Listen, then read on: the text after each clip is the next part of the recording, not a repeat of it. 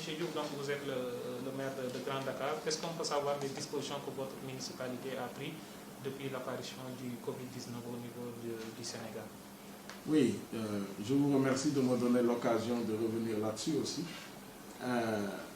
Dès que nous avons eu l'information de l'apparition de cette maladie ici, au Sénégal, nous avons procédé d'abord à la sensibilisation des populations de Grand Dakar. Donc, nous avons mis en place un véhicule avec une sonorisation pour faire le tour rue par rue pour informer les populations de la gravité de la situation, de la maladie et expliquer aussi comment il fallait procéder pour se protéger.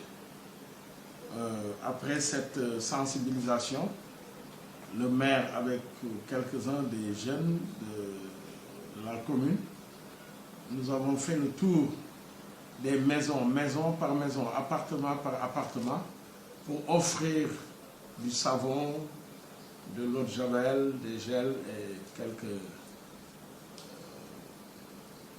Au niveau du centre de santé aussi, on a offert quelques matériels, genre thermoflash, des masques, etc. Donc on a fait le tour et pour donner tout cela aux populations. Au-delà de cela, nous avons dans chaque rue des jeunes qui sont devant les rues avec du savon, de l'eau de javel, des gels, etc. Et le système de se laver les mains avant d'entrer dans chaque rue. À tous ces jeunes-là aussi, nous avons offert du savon, de l'eau de javel, etc. Donc, nous avons tous fait tout cela pour vraiment marquer notre souhait de tout faire pour que les populations prennent l'habitude de se laver les mains et de se protéger. Nous avons ensuite fermé le marché pendant une semaine où nous avons nettoyé le marché de fond en comble et aidé en cela aussi par le service d'hygiène. Nous avons désinfecté tout le marché dans les 2-3 premiers jours et avant la reprise du travail des commerçants, nous avons encore, avec le service d'hygiène, fait le tour du marché pour encore désinfecter, voilà, une deuxième fois le marché.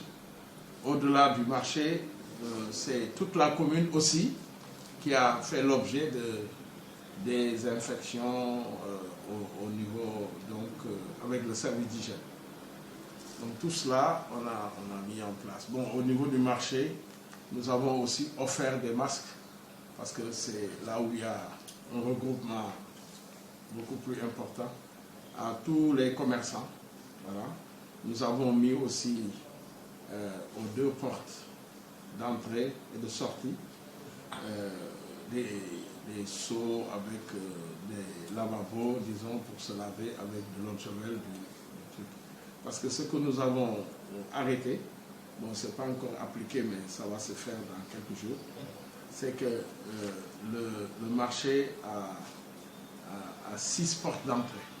Nous allons fermer les 4 systématiquement et ouvrir les 2. Et les 2, ça sera une entrée et une sortie pour permettre de suivre les gens, les mouvements. Et donc, tous ceux qui viennent sans masque ne seront pas autorisés à entrer.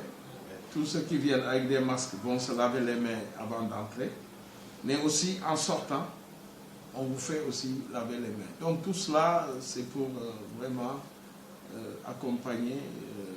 Est-ce que tous ces efforts ont porté le fruit ou bien la commune de Grand Dakar est confrontée à de nombreux cas positifs? Non, non, non, on n'est pas confronté. Si, il y a des résultats importants, puisque le cas que nous avons, c'est un cas importé. Hein. C'est quelqu'un qui travaille dans une société là-bas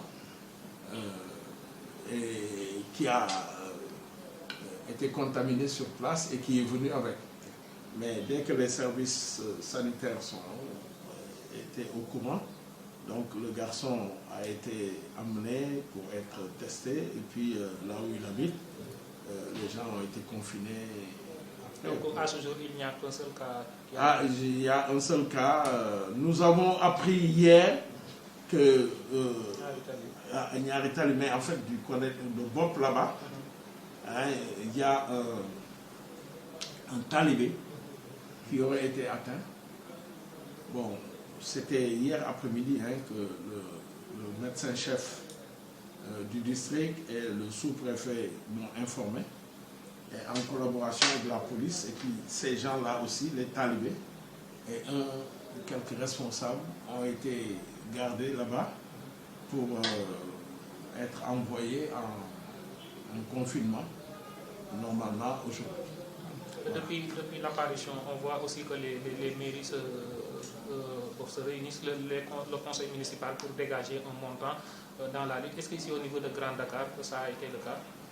Oui, bien sûr, c'est le cas. Nous avons dégagé des montants pour acheter du riz, du sucre, etc. En plus de ce que l'État va nous donner. Parce que nous allons distribuer ce que l'État a donné. Nous avons aussi reçu de la ville de Dakar.